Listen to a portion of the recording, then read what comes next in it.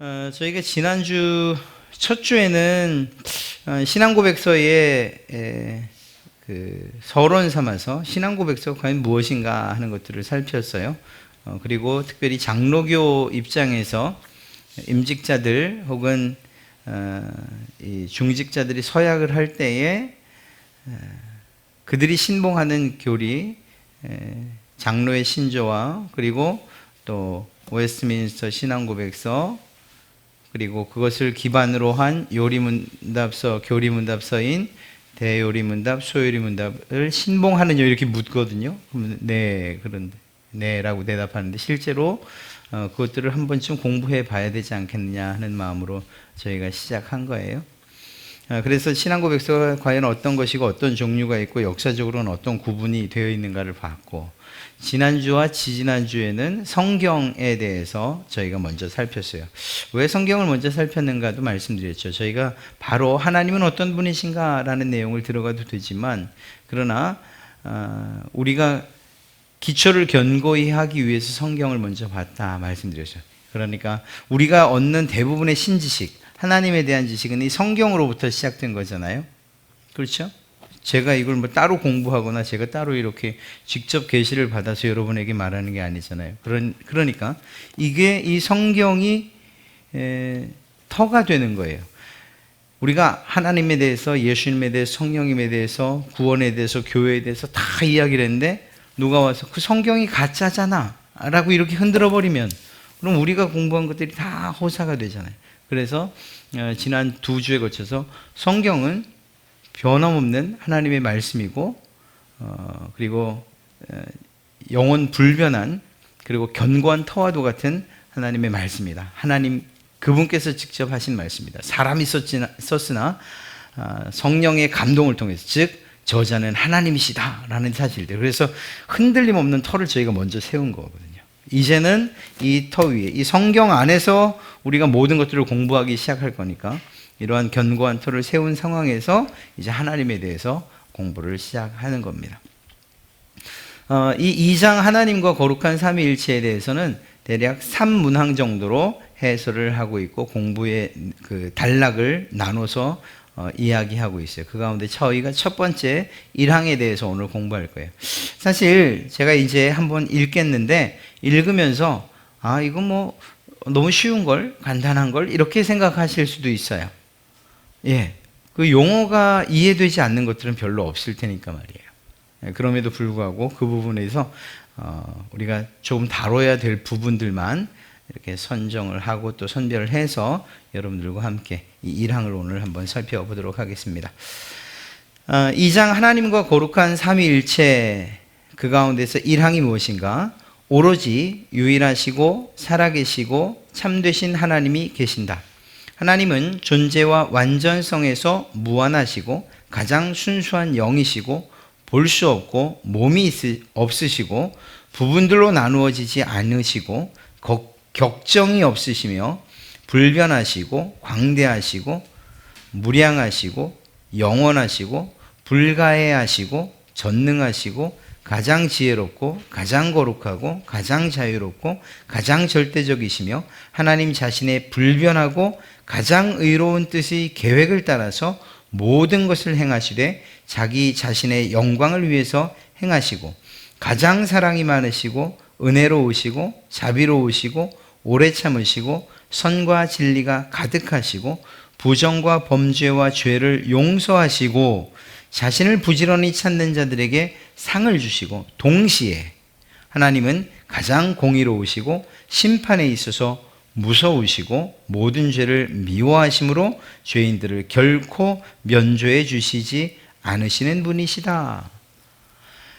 누가 여러분에게 하나님이 도대체 어떤 분이십니까? 라고 하면 이 내용을 잘 이해해서 여러분들이 여러분의 말로 설명을 해 주시면 돼요. 하나님은 이러이러한 분이시다. 이렇게 말이죠. 그래서 그런 면에서 오늘 말씀을 여러분과 제 이야기를 들을 때에도 그것들을 여러분의 말로서 이렇게 바꾸는 연습들을 좀 해보시면 참 좋겠어요. 저도 지금 이 1항에 있는 내용들을 여러분이 좀 더 쉽게 이해할 수 있게 풀어서 말씀드리려고 하는 것입니다. 자, 유일하시고 살아계시고 참되신 하나님이라고 먼저 이야기하죠. 하나님은 유일하셔요, 살아계셔요, 참되셔요. 여기서 살아계시고 참되시다는 사실은 그렇게 특별히 어려울 것 같지 않습니다. 그런데 이 부분에 있어서도 살아계시다라고 하는 이 말이 무엇을 이야기할까요? 이후에 나오는 이야기지만 영원성에 있어서 그분은 원래부터 존재하고 계신 분이에요. 누가 만들거나 누구에 의해서 만들어진 존재가 아니라는 거예요. 그렇게 살아계신 분이라는 거예요. 대부분 인간의 모든 인간들이 따르고 또 섬기는 이방 신들 또 다른 잡신들은 대부분 사람들이 만든 거예요. 그것이 공포심에 의해서나 두려움에 의해서이던가 아니면 전통에 의해서던가 아니면 자기가 속한 부족이나 혹은 지방 혹은 나라에 속한 것이든지 사람들이 만든 것이에요. 네. 모든 신들이 그래요. 그렇기 때문에 그들의 기원을 따지면 결국은 사람으로부터 나온 것들이죠. 사람으로부터. 그런데 하나님은 그렇지 않아요. 그런 점에서 살아계시다고 말하는 것입니다. 참되다는 것도 그런 의미예요. 참과 거짓을 이야기하는 것으로서 다른 것들은 그러면 거짓된 신이라는 거죠. 왜 거짓되다고 말할까요? 말씀드린 것처럼 사람들이 만들었기 때문이에요. 그래서 그것들은 그 만든 사람의 뜻에 따라서 그 만든 사람의 마음을 위로해줘요. 아니, 위로를 받는다고 생각하는 것 뿐이에요. 실제로 그것은 아무것도 할 수 있는 능력이 없어요. 그래서 거짓이에요. 참된 신은 하나님밖에 없다라는 것입니다. 이 사실에 대해서 우리는 그렇게 깊이 받아들이지 않을 거예요. 이미 우린 그렇게 알고 있고 또 이해하고 있으니까요. 예를 들면 어떤 나라에서는 제가 그렇게 많이 가본 것도 아니니까 간 데가 거기 스리랑카밖에 없잖아요. 가면 거기는 어느 집을 가면 이렇게 들어가면 눈에 잘 보이는데 그 불상을 먼저 놔요. 왜냐하면 그 나라 자체가 불교 국가이기 때문에 불심이 아주 지극한 사람들은 대문을 열고 들어가면 가장 잘 보이는 자리에 한 벽면에 불상을 만들어 놔요. 그런데 그렇게까지 안 하고 그래도 좀 예수님을 믿는다, 거긴 또 천주교도 있으니까 천주교를 믿는다, 이렇게 하는 사람들의 집을 가보면 정말 재밌는 그러나 좀 안타까운 장면을 보게 돼요. 마리아상, 십자가상, 부처상을 한 곳에 이렇게 놔요. 우린 잘 이해가 안 되죠. 그러니까 어느 날은 오늘은 누구 효력이 가장 강할까 생각해서 오늘은 그래도 예수님이 제일 셀 것 같다 그러고 아니면 불상 이렇게 선택을 하는 거예요. 이게 무슨 말입니까? 하나님도 그냥 그들이 생각하기에는 그냥 자신들의 생각에 따라서 선택할 수 있는 것으로 생각을 하는 거죠. 바꿔 말하면 우리는 참된 분은 하나님 한 분뿐입니다 라고 말하지만 세상 사람들, 이 우상을 섬기는 사람들은 그렇지 않은 거예요. 많은 신들 가운데 하나 정도로 하나님을 취급한다는 거예요. 그러니 얼마나 많은 차이가 나요. 그런 시작을 하면 하나님을 알아가는 일들, 참된 하나님을 알아가는 일들이 얼마나 어렵겠어요. 그런 점에서 여러분은 참 복받은 사람들이에요. 이미 우리가 민족적으로 가지고 있는 이런 토테미즘도 있고 샤머니즘도 있고 유교적인 영향도 있고 불교적인 영향 하에 살았다고 하지만 그럼에도 불구하고 예수님을 믿는 여러분들은 그래도 적어도 이 사실 하나만큼은 알고 있잖아요. 참된 하나님, 진짜 하나님은 한 분이시지 참된 신은 한 분 하나님밖에 없지 이렇게 고백하시잖아요. 이거 얼마나 위대한 고백인지 알 수 없어요. 하나님께 감사해야 될 일이죠. 이렇게 살아계시고 거짓이 아닌 참된 하나님은 한 분이신데 그분은 유일하시다 이렇게 표현하고 있어요. 이 유일하다라는 말을 다시 설명드리면 이런 거예요. 제가 말씀드린 그런 많은 사람들의 신관을 살펴보면 어떤 사람들은 범신론을 가지고 있어요. 무슨 말인가 하면 모든 것이 신이라는 거예요. 모든 것이 신. 일본 같은 경우에가 그렇죠. 그러니까 거기는 신의 숫자만 해도 정말 우리가 상상하지 못하는 거예요. 일본 애니메이션 같은 거 보면 혹시 토토로 보셨나요? 토토로? 뭐 그것만이 아니에요. 모든 게 다 그래요. 뭐 원령공주도 마찬가지고 거기 나오는 모든 대부분이 그래요. 너구리 폼포, 저 좀 알죠? 너구리 폼포를 봐도 그렇고 너구리도 신으로 섬기는 거고요. 그 다음에 심지어는 부뚜막에 먼지, 날아다니는 먼지, 그리고 부뚜막도 신이 있다 이렇게 생각해요. 그러니까 모든 것이 신이라고 생각하는 거예요. 이렇게 생각하는 사람들이 있어요. 그런 사람들에게 하나님은 어떤 분일까요? 그렇게 많은 신들 가운데에 하나 정도로 취급하는 거죠. 하나님이 그런 대우를 받으실 분이 아닌데 말이에요. 또 그러니까 그 사람들은 우주, 자연, 세상, 물질 그 자체가 다 신이라는 거예요. 또 이와는 좀 다르지만 다신론, 이것은 다양한 신들이 있어요. 뭐 국가적으로나 아니면 부족적으로나 아니면 그 어떤 사람들의 가정 안에 전통 안에 있는 신들이 있지만 그 아까 얘기했던 그런 집안의 세 개의 신을 섬긴다. 또 그런 조각상들을 갖다 놓고 자기가 선택을 하는 것처럼 이렇게 역시 마찬가지로 그 가운데 하나의 신이라고 주장하는 이러한 다신론을 주장하는 사람들도 있어요. 그런데 이와는 전혀 다른 그러한 개념으로 일신론도 있긴 합니다.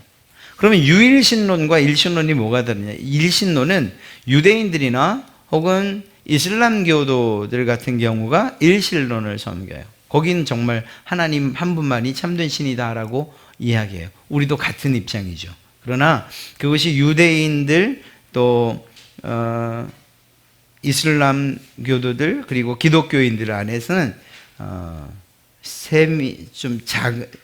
미미한 그런데 좀 중요한 차이점들이 있어요. 어떤 점에서 차이가 있을까요? 그러니까 하나님을 신앙하는 것은 맞아요. 그 사람들도 하나님이라고 해서 알라를 찾아요. 하나님을 유대인들도 역시 하나님을 신앙하고요.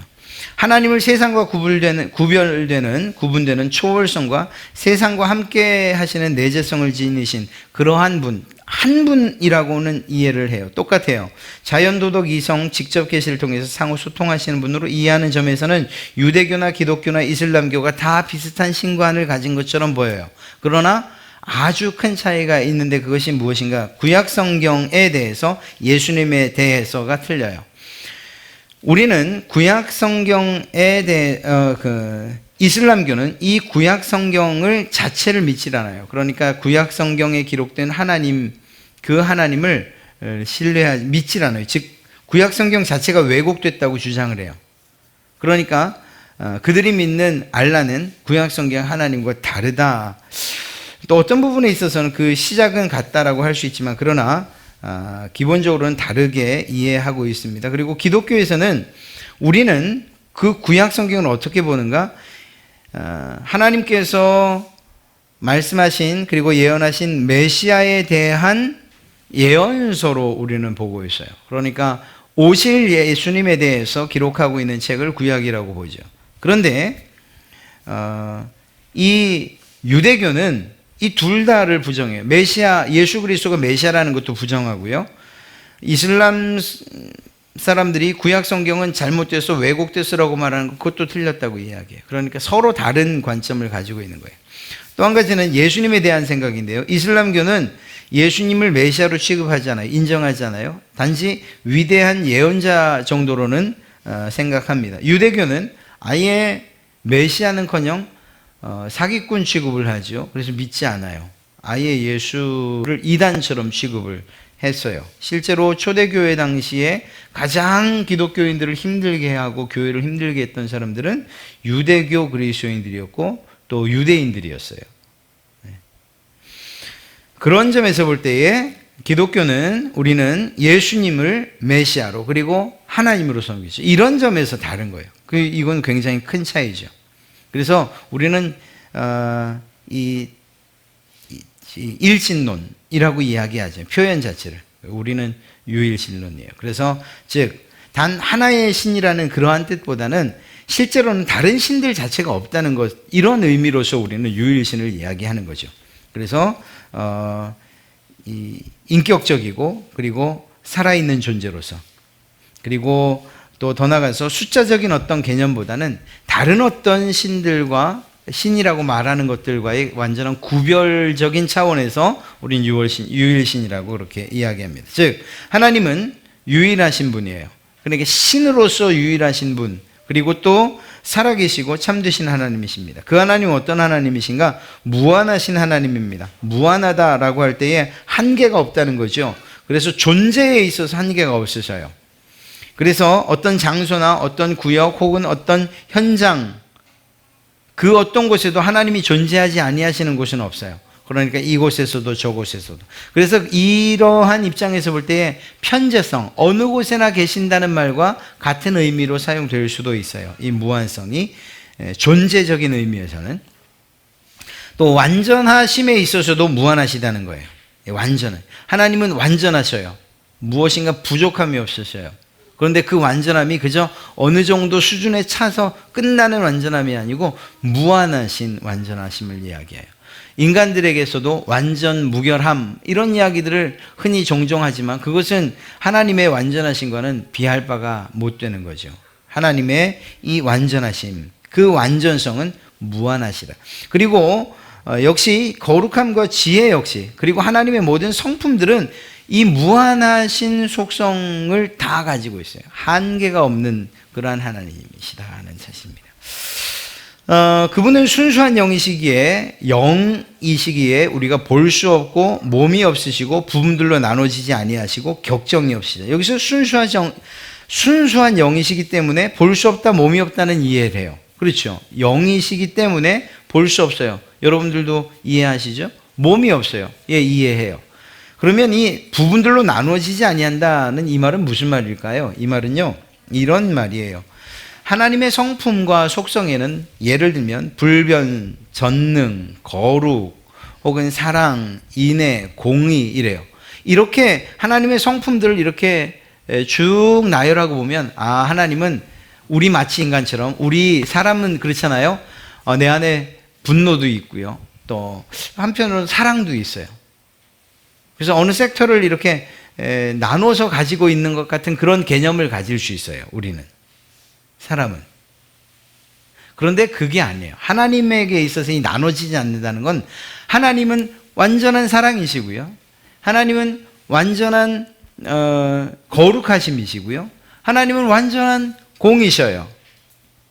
그러니까 하나님은 어떤 한 부분을 공의로움이, 한 부분을 사랑과, 한 부분을 자비가, 한 부분을 의로움, 이렇게 차지하고 계신 분이 아니에요. 여기에서 완전하다는 말은 바로 이런 의미인 거예요. 앞서 말한 무한하다, 완전하다, 이 말들이 바로 이러한 것들을 이야기하는 것입니다. 완전하다, 모든 부분, 완전한 사랑이셔요. 완전한 공의이시고 완전한 거룩하심이에요. 그래서 하나님의 의는, 하나님의 영광은 완전해요. 그래서 우리가 흔히 사람이 제일 되는 목적이 무엇이냐 물을 때,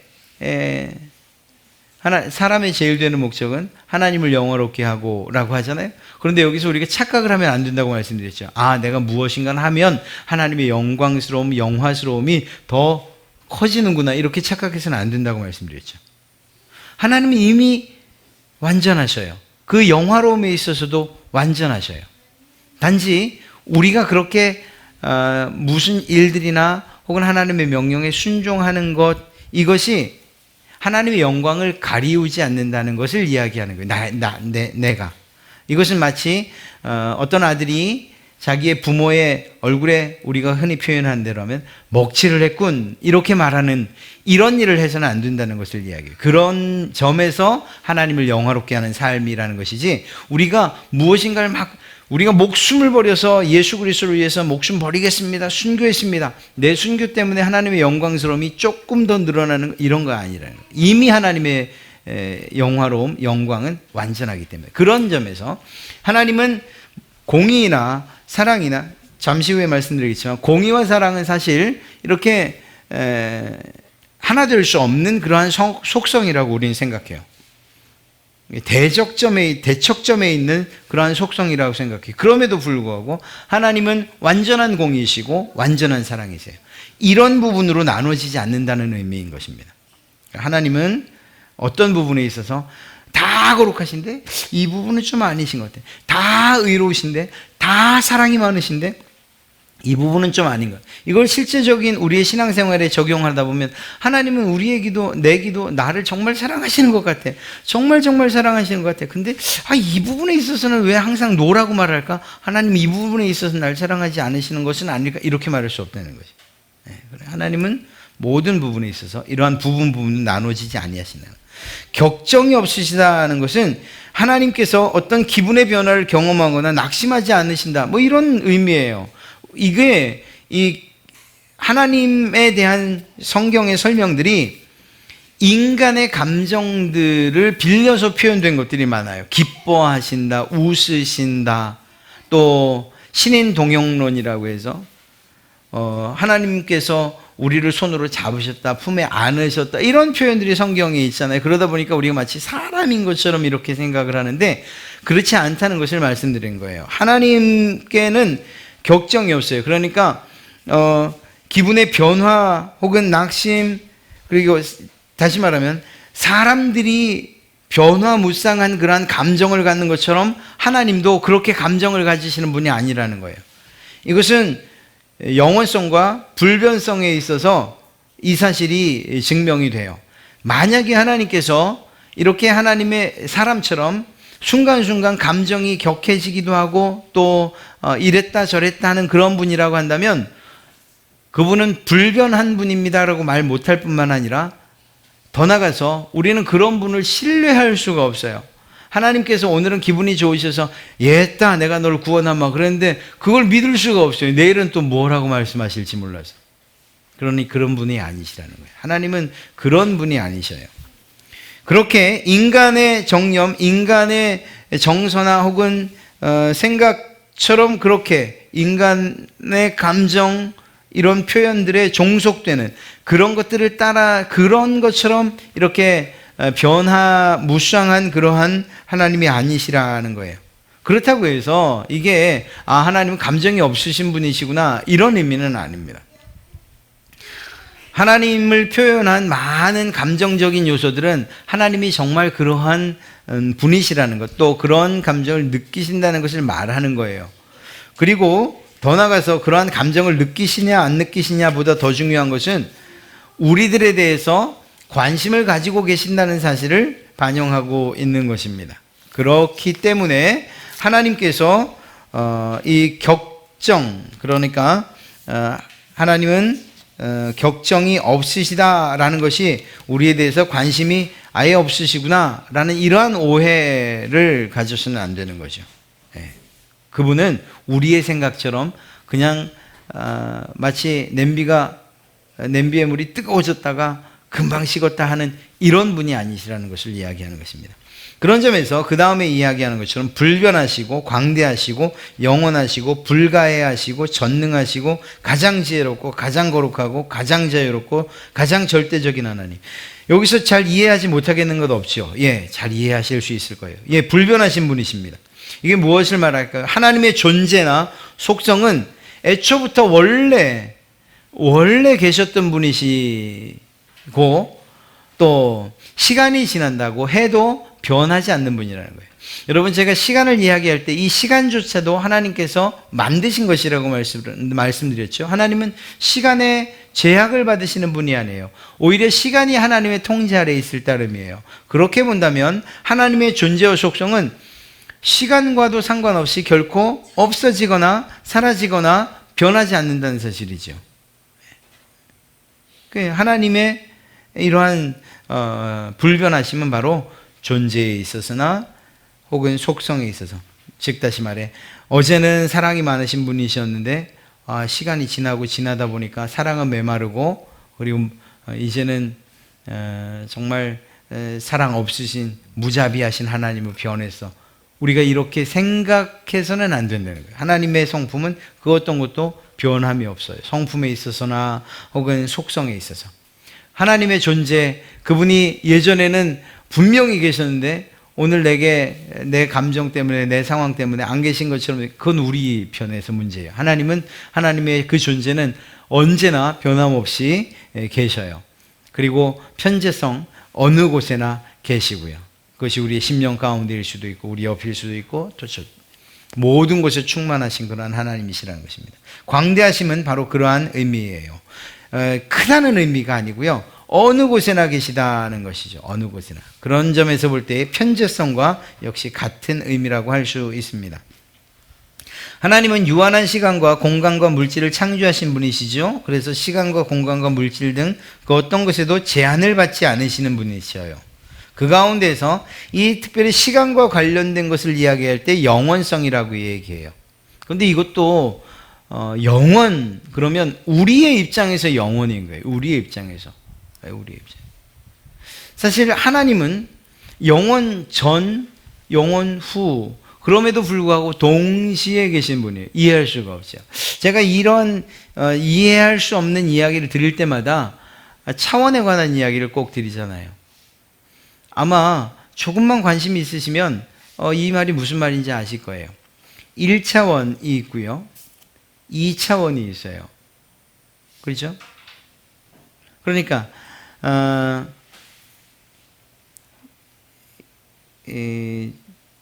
그리고 거기에 시간이 더해지면 3차원이 되고요. 공간이 더해지면 이제 3차원이 되고요. 거기에 시간이 더해지면 시간까지 이제 제한을 받지 않으면 그곳을 4차원이라고 얘기해요. 차원이. 그런데 하나님께서는 과연 몇 차원에 계신 분이실까? 한번 생각해 보셨어요? 네. 평면에 계시나요? 아니면 X축, Y축에만 계신가요? 아니면 Z축에 계신가요? 아니면 그것을 뛰어넘는 시간 가운데만 계신가요? 그런데 시간까지도 만드신 분이라 그랬잖아요. 그러면 적어도 4차원은 뛰어넘는 분이셔요. 이제는 우리가 상상할 수가 없는 분이셔요. 예수님께서 어떻게 이게 벽을 뚫고 들어오셨느냐? 아까 저기 계셨는데 왜 지금 여기 계실 수 있느냐?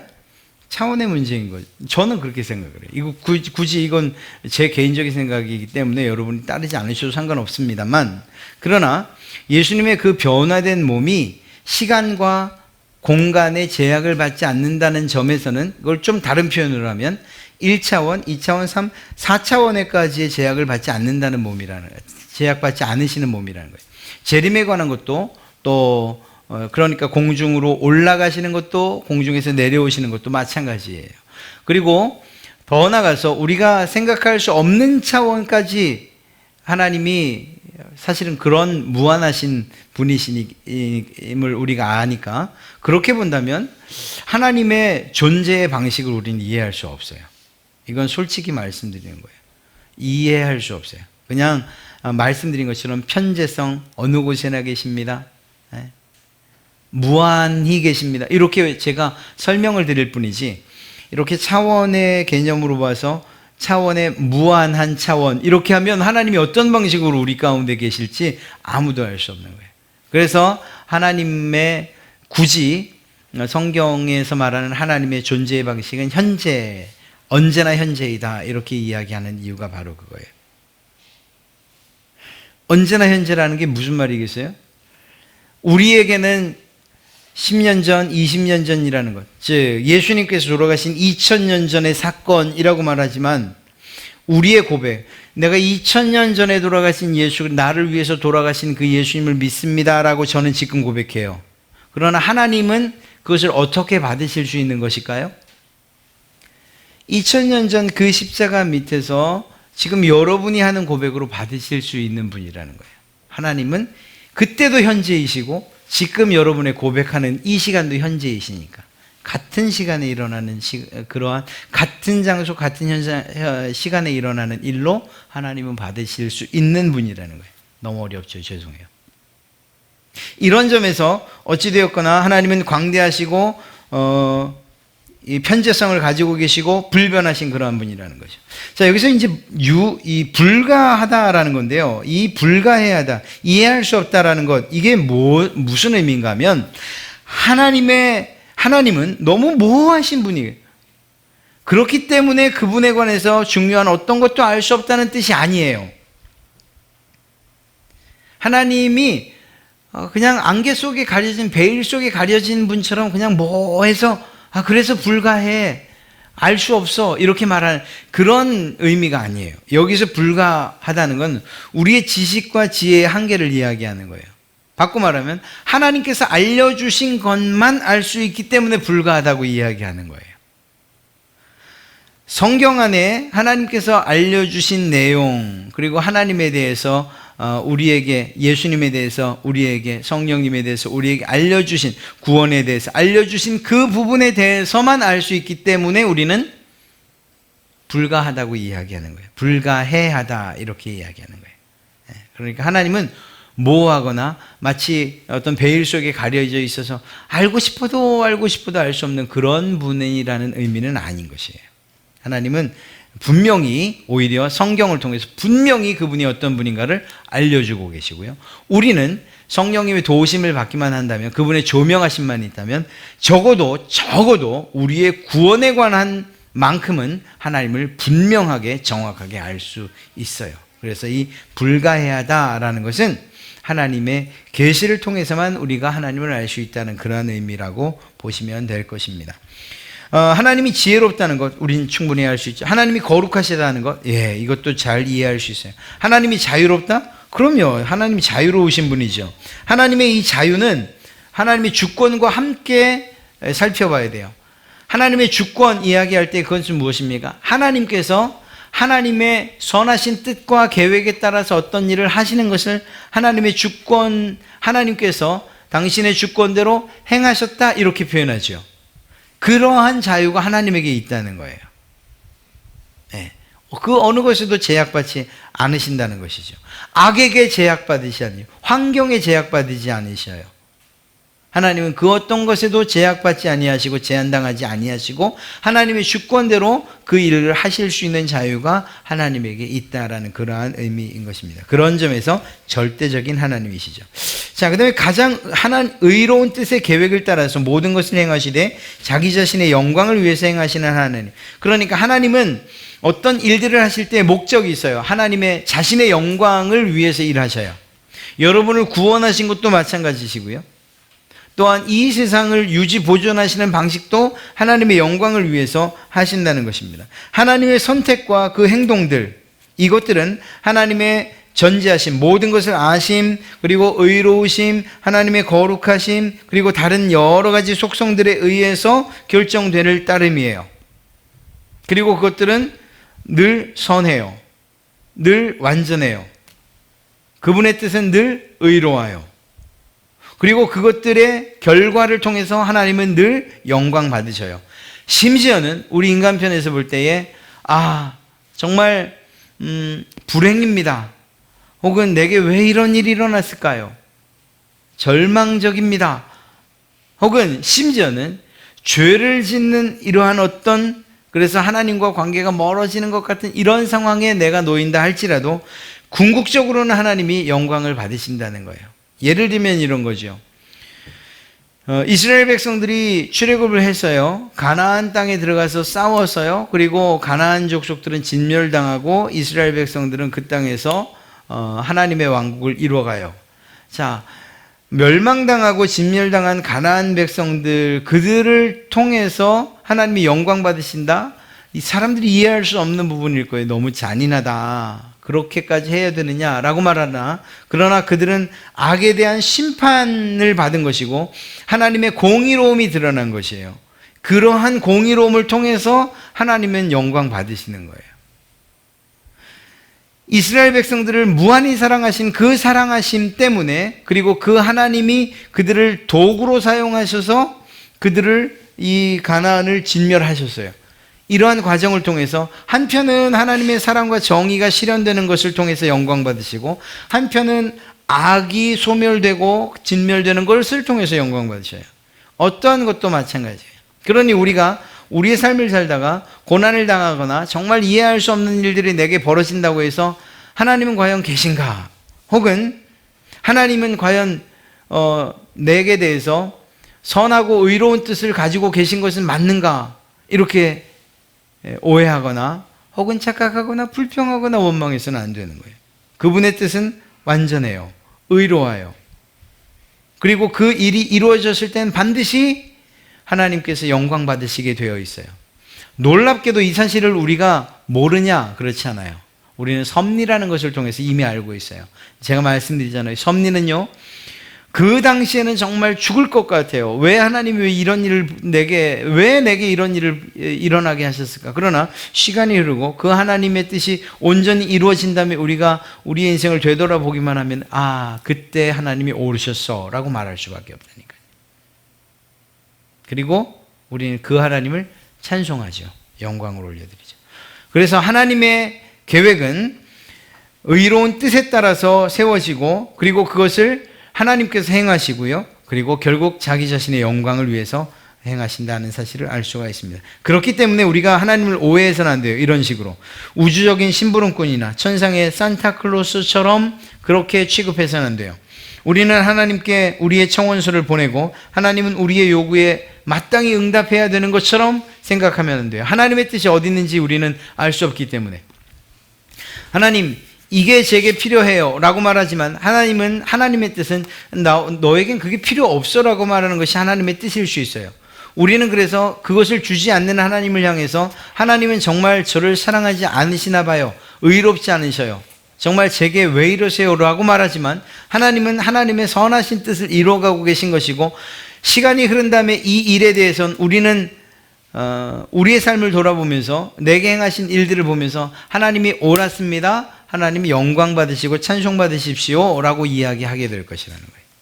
그러니 지혜로운 사람은 그러한 어려운 지경에 처할 때에 그때 하나님을 향해서 불평하거나 원망하지 않고 하나님 과연 무슨 뜻이 있으신 것입니까? 라고 해서 하나님의 뜻을 더 구하게 되는 것이겠죠. 예, 그런 상황, 그런 하나님이시라. 자, 하나님의 사랑과 정의에 대해서 뒷부분인데요, 다 이야기했어요. 이것을 이 두 가지로 제가 묶어서 이야기를 한 겁니다. 하나님의 사랑은 그분의 은혜로우심 가운데 나타나죠. 하나님은 그 자비와 은혜를 자신이 주권적으로 선택한 사람들에게 베푸실 권리, 이건 쉽게 말하면 하나님께서 선택한 자들을 구원하신다는 거예요. 예. 왜요? 왜 그래요? 하나님의 뜻인 거예요. 이것에 대해서는 우리가 하나님께 되물을 수 없는 일이에요. 우리가 하나님이 아니기 때문에. 우리가 할 수 있는 것은, 여러분이 선택받았습니까? 그러면 그 하나님을 찬송하고 감사하는 것, 이것이면 충분해요. 하나님이 공의의 잣대를 따라서 엄격하게 다루신다면 실제로 우리는 영원한 형벌을 받을 수밖에 없는 존재들이에요. 지금 이 자리에 우리가 다 의로운 것처럼 거룩한 것처럼 하나님께서 우리를 기뻐하시는 것처럼 나와서 앉아 있으나, 그러나 하나님께서 정말 엄밀한 자를 가지고서, 의의 잣대를 가지고서 우리 하나를 이렇게 재신다면, 그러면 그 하나님의 합격점에 도달할 자들이 어디 있겠어요? 그러니 이렇게 한다면 우리는 영원한 형벌에 처해질 수밖에 없는 사람들이에요. 그 부분을 인정하십니까? 그럼요, 인정할 수밖에 없어요. 칼빈이 얘기했고 또 장로교 신조에 나오는 것처럼 우리는 이미 전적으로 부패하고 전적으로 타락한 존재들이에요. 그것이 우리의 힘으로 해결할 수 없는 그런 존재들이에요. 그렇게 본다면 이미 하나님의 그 다림줄에 우리는 충분히 모자르고요, 그것에 의해서 하나님의 공의에 따라 심판을 받고 영원한 형벌에 갈 수밖에 없는 사람들인 거예요, 우리가. 그런데 그런 우리를 향해서 하나님이 자비를 베푸시고 오래 참으시고 하나님의 선을 베푸시고 또한 진리가 풍성하시고 부정과 범죄와 죄를 용서하시기 때문에 우리가 이 자리에 나올 수 있었던 거죠. 그리고 이 용서하시기 위해서 우리에게 요구하신 것이 바로 회개입니다. 우리는 회개를 통해서 하나님의 용서를 받을 수 있어요. 이게 얼마나 놀랍습니까? 그리고 그 회개의 중심에, 그 복음의 용서의 중심에 바로 예수 그리스도의 십자가가 있는 거죠. 하나님은 가장 공의로우시고 그럼에도 불구하고 하나님은 심판에 있어서는 가장 공의로우시고 무서우신 분이라는 사실을 우리는 늘 기억해야 됩니다. 하나님의 심판이 가장 공의로운 것처럼 그와 동일하게 그만큼 하나님의 심판이 무섭다는 거죠. 자, 이제 말씀드리고자 하는 게 이거예요. 공의와 사랑이 어떻게 하나가 될 수 있냐는 거예요. 공의는 법대로 하는 것이고 사랑은 법을 뛰어넘는 것이잖아요. 여러분들이 재판장이십니다. 여러분이 정말 사랑하는 아들이, 여러분의 자녀가 범죄를 졌어요. 죽음에 해당하는 벌을, 그런데 여러분이 재판장이에요. 죽음에 해당하는 죄를 졌어요. 여러분이 그 아들을 어떤 방식으로 살리실 수 있겠습니까? 사실 인간으로서는 이 부분을 해결할 수가 없어요. 여러분이 내 아들이니까, 내가 사랑하니까 살려줘, 무죄, 이러면 뭐가 훼손되는 거죠? 공의가 훼손되죠. 공의. 법대로라고 하는 게 훼손되죠. 그러면 비록 아들이지만 법대로라고 하면 뭐가 훼손되죠? 그에 대한 사랑이 훼손되는 거예요. 이 딜레마를 어떻게 해결하시겠습니까? 하나님도 마찬가지예요. 우리를 엄청 사랑하셔요. 여러분을 엄청 사랑하셔요. 그런데 여러분이 죄를 지었어요. 죄에 대해서는 반드시 심판을 하셔야 되는 것이 하나님의 공의예요. 아까 몇 프로라고 그랬죠? 100%. 완전한 공의예요. 그래서 여러분들이 죄가 있다면 그것을 그냥 죄 없다 하실 수는 없는, 면죄를 하실 수는 없는 분이에요. 그렇다고 그 면죄를 할 수 없는 공의 때문에, 정의 때문에 여러분을 영원한 형벌에 처하신다면 거기에선 또 뭐가 또 훼손됩니까? 죽도록 사랑하신다는, 내가 널 완전히 사랑한다는 이 완전히 또 깨시는 거죠. 이 딜레마를 어떻게 하냐. 하나님이 아니시면 해결할 수 없는 방법, 바로 대속물 예수 그리스도. 내가 널 살리기 위해서 너의 죄를 예수 그리스도, 예수에게 다 뒤집어 씌우고 내가 너를 처벌하는 것처럼 예수를 십자가에 못 박겠다라고 하신 거예요. 그거 믿냐? 예. 그 믿음을 의로 받으신 거예요. 우리가 죄가 없다는 것이 아니고 죄인임에도 불구하고 의인으로 여겨주시겠다. 의롭다고 칭해 주시겠다. 그래서 칭의라고 이야기하는 거예요. 이 얼마나 놀라운 방법입니까? 이건 정말 하나님이 아니시면 이 뛰어난 지혜, 이 구원에 대한 지혜를 계획하실 수도 없어요. 그런데 놀랍게도 이 구원의 계획이 언제부터요? 우리가 만들어지기도 전에, 이 세상이 창조되기도 전에 삼위일체 하나님 그분들 안에서 계획되어졌던 거죠. 하나님께서 계획을 하시고 그 계획하심을 누가요? 예수님께서 이루시고 그 예수님께서 2000년 전에 이루신 그 구속의 계획을 누가 여러분에게 이 시간이 흐르고 또 지역이 다른 우리들에게 적용시키셨어요? 성령님이 적용시키신 것이죠.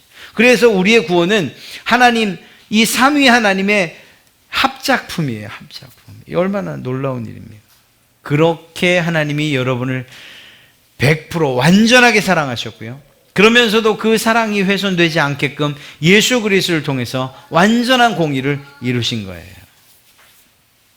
정말 믿을 만한 분 아니셔요? 이런 분이 바로 여러분이 믿는 바로 그 하나님이십니다. 여러분을 얼만큼 사랑하는지 아시겠죠? 그러면서도 하나님께서 여전히 죄에 대해서, 악에 대해서 얼마나 미워하시는지 역시 아시겠죠? 오늘 비록 어려운 이야기였지만 그래도 어려운 것들은 좀 빼고 읽으셔도 상관없어요. 그냥 이 쭉 읽으시면 하나님이 이런 분이시구나, 이런 분이시구나, 이런 성품을 가지신 분이시구나. 결국 누구와 연결됩니까? 여러분 각자와 연결되는 거예요. 하나님이 내게 이런 분이시구나. 하나님은 이런 성품으로 내게 다가오셨고 내게 기적을 베푸시고 내 삶을 인도해 가시는구나. 이렇게 말입니다. 그래서 하나님, 먼 곳에 계신, 초월적으로 계신 하나님이 아니라 여러분 가까이 계신 하나님으로 정말 이러한 하나님의 편재성, 하나님의 무한하심, 이러한 것들을 생각하면서 하나님이 내 가까이, 나와 함께 계시는 이러한 임마누엘 하나님이심을 여러분들이 믿고 또 그렇게 그 하나님과 더 가까운 교제를 나누는 것, 이것이 여러분들에게 진정한 복이 될 줄로 믿습니다. 어려운 이야기였습니다만, 그러나 하나님의 성품과 그 하나님이 어떤 분인가 아는 것, 그리고 조금이라도 이 부분에 있어서 우리에게 실제적으로 믿어지고 또 고백되어지는 것, 이것은 매우 중요한 일입니다. 이렇게 하나님을 고백하시면서 하나님께 영광과 찬송을 올려드리시는 그런 여러분 되시길 주님의 이름으로 축복합니다.